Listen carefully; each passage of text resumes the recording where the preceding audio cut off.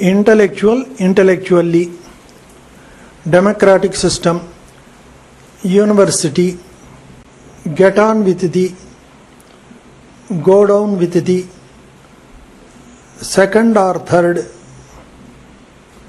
quarters, assistance, academic world. There has recently been contribution far greater, F above the line, both for FOR and FAR, examining and degree conferring, carried on initiative, beginning in this direction, greater and greater specialization, PG, postgraduate, educational system, medium of instruction, men and women must also be and the only international language. Most of the general consensus pace of our progress. It may be said on the whole in favor of, at one stroke, undesired consequences undertaken many universities. For university, A intersection.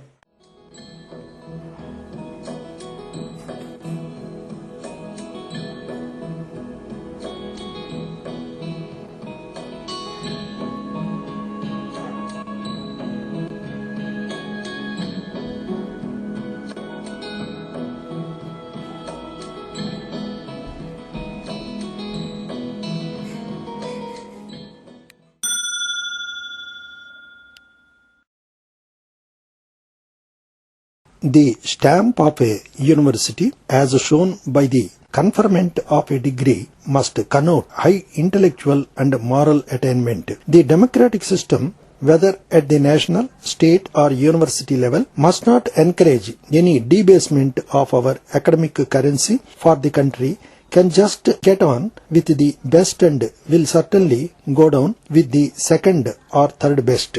These remarks have been made as a warning against the trend occasionally observed in some quarters to cheapen our degrees and distinctions and grant them on considerations other than those of pure merit and attainment. By all means, give every possible assistance to everybody to realize his highest capabilities, but for heaven's sake, do not allow communal, sectional, provincial, linguistic or personal considerations to have any weight in the academic world. There has recently been some change of emphasis on the objects of university education.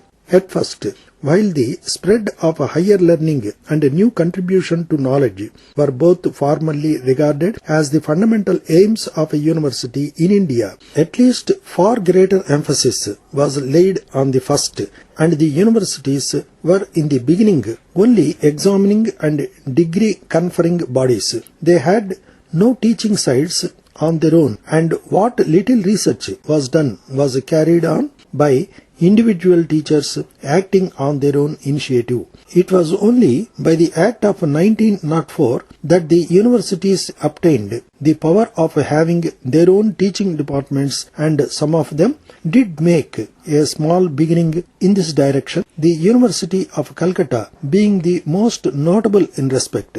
More recently, several unitary and teaching universities have been established, and greater emphasis is being laid on research, and the prestige of a university has begun to depend mainly on its fresh contributions to knowledge. This has led to greater and greater specialization in the courses laid down for degree examinations, especially in the work for postgraduate and research degrees. The bounds of knowledge are nowadays being so rapidly enlarged that specialization has become almost inevitable. But far-seeing educationists and statesmen are beginning to realize the danger of too much specialization. If the aim of the universities is to turn out all-round educated men who can give a good account of themselves in any position of responsibility, specialization should be accompanied by a wider outlook on varied human activities. This question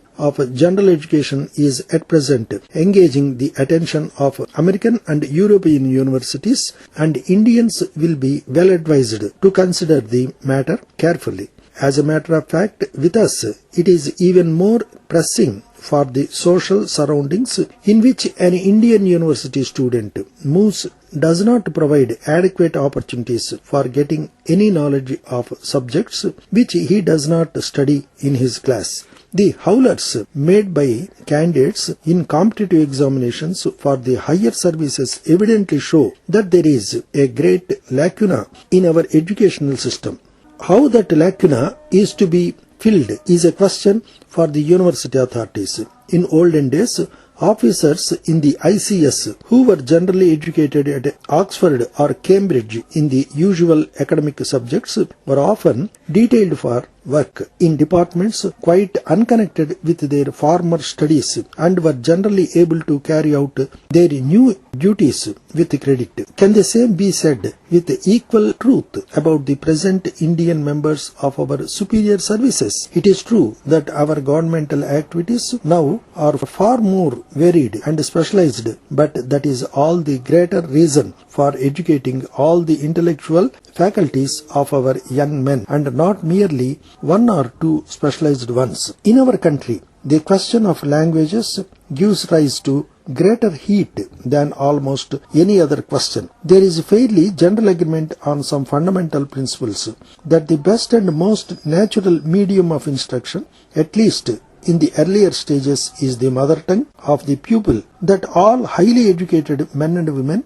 must also be reasonably at home with the national language Hindi and the only practicable international language English, and that most of the Indian languages, regional as well as Hindi, are not yet sufficiently advanced for fully meeting the needs of higher education and much less of research in almost all branches of study. This being the general consensus, the dispute at present is only about the pace of our progress. It may be said that the opinion of most prominent educationists all over India is on the whole in favor of well-considered, if occasionally slow, steps, while popular opinion, based perhaps more on sentimental grounds than on practical and purely educational considerations, wants to make all the desired changes immediately and at one stroke. There is little doubt that a change of medium to the regional languages will make success in examinations easier, but many are afraid that the standards will become even lower than at present with such a sudden change. It is necessary that the universities should chalk out a well-considered program to make this change when it comes free from any undesirable consequences. A courageous and extensive plan for the preparation and publication of books and other literature in regional languages and Hindi must be immediately undertaken. Very large amounts will have to be placed at the disposal of universities for this purpose. Indiscipline among students is said to be growing, and many universities are getting anxious about it. I do not think that the blame lies entirely with our students. It is partly a reaction from the excitement of our recent national struggle, partly a result of our political leaders' encouragement to our students to give up their studies and take part in public demonstrations, and partly a consequence of the fact that many teachers have come to regard their work more as a means of livelihood than as a kind of sacred mission.